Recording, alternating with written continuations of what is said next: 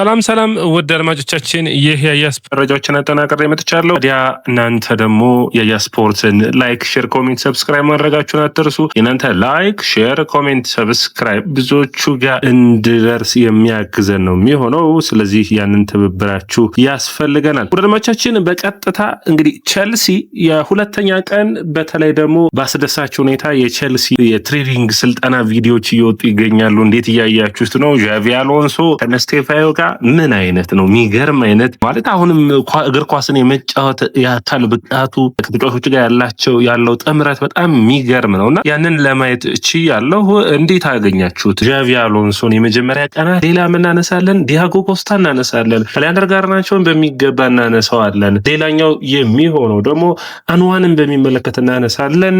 ታዲያ ያ ስፖርት ላይክ፣ ሼር፣ ኮሜንት፣ ሰብስክራይብ አድርጉ። የእናንተን አስተያየትም እጠብቃለሁ። የተለያዩ አስተያየታችሁን እጠብቃለሁ። የመጀመሪያው መረጃችን የሚሆነው ዲያጎ ኮስታን ይመለከታል። ይህ ፖርቹጋላዊ የፖርቹጋል ብሔራዊ ቡድን ዋና ግብ ጠባቂ ነው። አስደናቂ ፐርፎርማንሱን ያላቋም መውረድ ያሳየን አስደናቂ ግብ ጠባቂ ነው።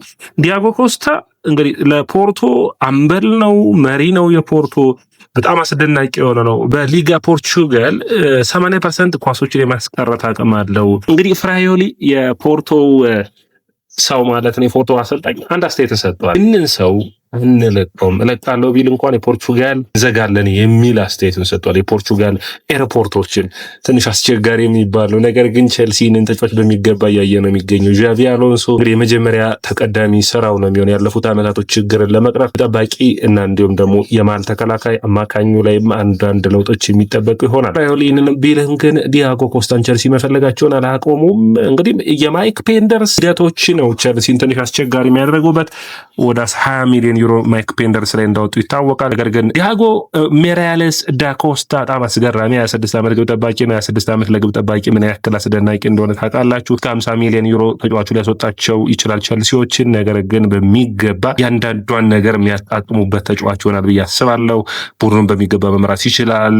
ምንም እንኳን አልፎ አልፎ ስህተቶች ቢኖሩም በሚገባ ጨዋታዎችን የማንበብ ብቃቱ፣ የኳስ ስርጭቱ በጣም ጥሩ የሚባል ነው። እንግዲህ አንዳንድ ነጥቦችን እናንሳ። ስለዚህ ተጫዋች ስናነሳ ጥንካሬዎቹ በጣም የሾት ስቶፒንግ ኳሊቲ ያለው፣ በፔናልቲ ላይ በጣም የሚገርም ፔናልቲ የማስቀረት አቅም አለው። ስዊፐር ኪፐር ነው። በእግሩ መጫወት ይችላል። በረጅም በአጭር ጫናዎች መቋቋም ይችላል። ዲስትሪቢዩሽኑ 76% ፓስ አኪዩሬሲ ያለው ለግብ ጠባቂ ትልቅ ነው። ወጥ ነው። እንግዲህ ትንሽ ችግር የሚነሳው ለፖርቹጋልና ለፖርቶ የተለያየ አይነት ብቃት አለው። ከዛ ውጭ እንግዲህ ዲስትሪቢዩሽኑን አንዳንዴ ሪስክ ይኖረዋል የሚል ነው። ነገር ግን በኔ እይታ በቃ የተሟላ ግብ ጠባቂ ነው። በዘመናዊ እግር ኳስ ውስጥ ቼልሲ ማግኘት የሚችለው ተመራጩ ግብ ጠባቂ ዲያጎ ኮስታ ለሚቀጥሉት 10 ዓመታት ሁሉ ማገልገል የሚችል ይሆናል ብዬ አስባለሁ። ታዲያ ዲያጎ ኮስታ ዝውውር ምን ለውጥ ይኖረዋል በሚቀጥሉት እናያለን። ነገር ግን ቼልሲ ጠንካራ ፍላጎት አለው። እንግዲህ ማይክ ፔንደርስ በስብስብ ውስጥ ይኖራል። በስብስብ ውስጥ የመጀመሪያ ጊዜ ስልጠናዎችን እንዲያገኙ ከሚጠበቁት አንዱ ማይክ ፔንደርስ ነው። ሲጫወት እናየዋለን ወይ? አንዱ ጥያቄ ነው የሚሆነው። ነገር ግን አሁንም ቼልሲ ማይክ ሚኞል ላይም ፍላጎት እንዳለው ይጠበቃል። እኔ ከሚኞልም ዲያጎ ኮስታ ይበልጥብኛል። የተሻለ ግብ ጠባቂም ነው ብዬም አስባለሁ። ሾት ስቶፒንግ ኳሊቲ በጣም የተለየ ነው። ሌላኛው መረጃ የሚሆነው አሊያንደር ጋርናቾን የሚመለከት ነው። አሊያንደር ጋርናቾ አምና የሰራውን ስህተት ቼልሲዎች እንግዲህ ብዙዎቻችን ተከራክረን ነበር። አሁን ማንም ስለ ጋርናቾ ጥሩ ነገር ማውራት የሚችል ያለ አይመስለኝም። ደካማ ብቃት፣ ደካማ ፐርፎርማንስ፣ ደካማ ብዙ ነገሮች ያሉት ተጫዋች እንደሆነ ሜዳ ላይ ማሳየት የሚችል ተጫዋች ነው ብዬ አስባለሁ። ታዲያ አሊያንደር ጋርናቾ አሁን በብዙ ቡድኖች እየተፈለገ ይገኛል። ሮማ የተጫዋቹ ፈላጊ ነው። በቋሚነት ግን አይደለም፣ በውሰት ነው የሚፈልገው። ለቼልሲ ትንሽ አሳሳቢ የሚያደርገው ይህ ይመስለኛል። ቼልሲዎች ታዲያ ምን ያስባሉ የሚለው ነው። እንግዲህ ተጫዋቹ በቋሚነት እንዲለቅ ይፈልጋሉ። ቼልሲ በቋሚነት መልቀቁ ብቻ ሳይሆን ግን ይህ ተጫዋች በሚገርም ሁኔታ አሊያንደር ጋርናቾ ማለት ነው 10% ሽያጭ አለ። ስለዚህ ትንሽ አስቸጋሪ ይሆናል። እንግዲህ ኒውካስትል፣ ቪላ በጣም እኔ ለተጫዋቹ ተመራጭ ቦታዎች ይሆናሉ ብዬ አስባለሁ። በወጥነት የመጫወት ብቃት ይኖረዋል። ነገር ግን ምን አይነት ውሳኔዎችን ይወስናሉ አንዱ የሚጠበቅ ነው የሚሆነው። ቼልሲ ግን ለተጫዋቹ በሚገባ አይተውት ውሳኔያቸውን የወሰኑ ይመስለኛል። ተጫዋቹ ክለቡን ይለቅ ይህ ተረጋግጧል። ወዳጆቻችን እንግዲህ ሌሎች መረጃዎቻችን ደግሞ ከነዚህ ወጣ ስንል ማለት ነው አንደኛው ዣቪ አሎንሶ እንግዲህ ቼልሲና ሊቨርፑል በፊት በጣም ጠንካራ ተፎካካሪ እንደነበሩ የምታውቋቸው ናቸው። ታዲያ ይህንን በሚመለከት የነ ስቲቨን ጀራርድ ዣቪ አሎንሶ ቼልሲ፣ የነ ፍራንክ ላምባርድ እና ባላኩ ቼልሲ ደግሞ ከሊቨርፑል ጋር የነበረውን ፍቅር በጣም የሚታወስ ነበር።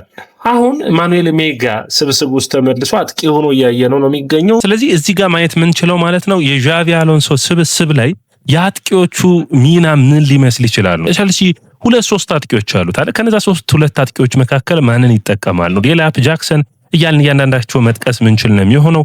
ኢማኑኤል ሜጋ ግን የአጥቂ መስመሩን በሚገባ መምራት የሚችል ይሆናል ብዬ አስባለሁ።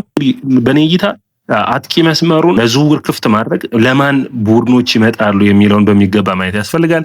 23 ዓመቱ ላይ ይገኛል።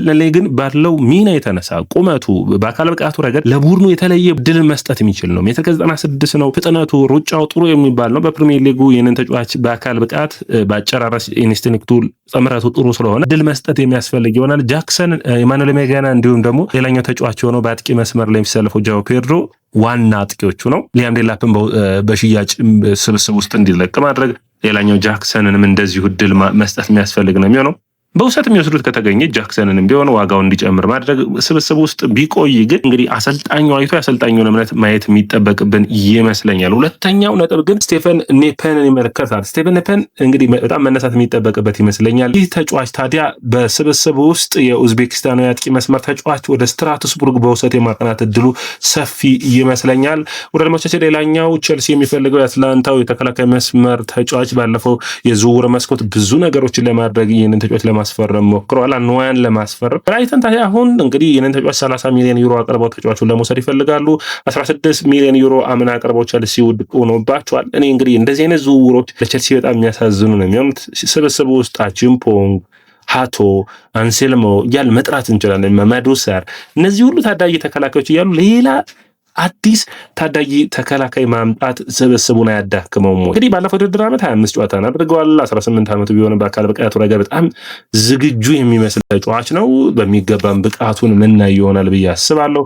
ጥሩ ፐርፎርማንስ ያለው ተጫዋች ነው። መታተብ የሚጠበቅበት በዚህ ተጫዋች ብቃትን የተመረኮዘ ሳይሆን ቼልሲ ስብስቡ በታዳጊዎች የተሞላ እንዳይሆን እንደ ላኳ አይነት ተጫዋችን ማግኘት የሚቻል ከሆነ በተለይ በሚገባ ማየት የሚያስፈልግ ይሆናል ብዬ አስባለሁ። ላኳ በጣም የተሻለው የተከላካይ መስመር ተጫዋች ነው። ፈጠን ብሎ ቼልሲን እንቅስቃሴዎች በላኳ ጉዳይ ላይ የሚጠበቅም ይሆናል ብዬ አስባለሁ። ወደ አድማጮቻችን በቀጥታ ወደ ሌሎች ዝውውሮች ስንይ ቼልሲ ለቻቨሪን ሁለተኛ ጥያቄን ሊያቀርብ ነው የሚል ነው። 15 ሚሊዮን ፓውንዶች ለተጫዋቹ ሊያቀርብ ነው የሚሉ መረጃዎች ወጥተዋል። ሌላኛው መረጃችን የሚሆነው እዚሁ ሳንወጣ ሞርተን ዩናይትድን በሚመለከት ቼልሲ ጥያቄዎችን ለማቅረብ ሙከራዎችን አድርገዋል የሚል ነው። ይህ ትንሽ ጠንከር ያለ ዜና ይመስለኛል። ታዲያ ቼልሲዎች ይህንን ጥያቄ በሚገባ አጥነውበታል። ነገር ግን ተጫዋቹና ውሳኔውን በሚመለከት ግን ማየት የሚፈልጉ ይመስለኛል። ውሳኔው ግን ተጫዋቹ አትሌቲኮ ማድሪድ ሆኗል። ቼልሲ በ11ኛው ሰዓት ላይ ነው ሙከራቸውን ያደረጉት። ተጫዋቹ ቼልሲ አትሌቲኮ ማድሪድን መርጦ የአትሌቲኮ ተጫዋችን በይፋ ሆኗል። እንግዲህ ቼልሲ በዝውውር መስኮቱ ላይ በትክክለኛ ሰዓት በትክክለኛ ሁኔታዎች ውስጥ መንቀሳቀስን መፈለግ ይጠበቅባቸዋል ብዬ አስባለሁ። በተለይ ቻቫሪንን ዝውውር በሚገባ ማፋጠንና ፈጠን ብሎ መጨረስ ማየት የሚጠበቅባቸው ይመስለኛል። ወደ አድማጮቻችን ይህ የያ ስፖርት ነው። የያ ስፖርትን ላይክ፣ ሼር፣ ኮሜንት፣ ሰብስክራይብ ማድረጋችሁን አትርሱ።